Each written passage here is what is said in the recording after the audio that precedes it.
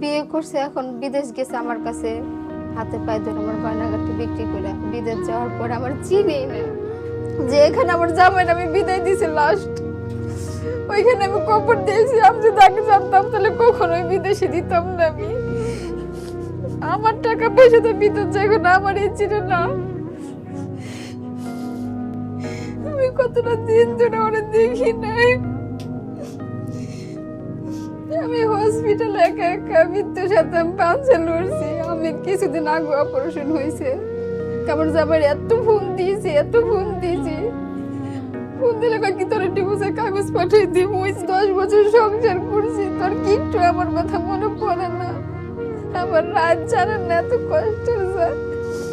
আমার রাত নাই, নেশি নাই, আমার দিন এক হয়ে গেছে। আমি রাত্রে 1 ঘন্টা ঘুমাই না।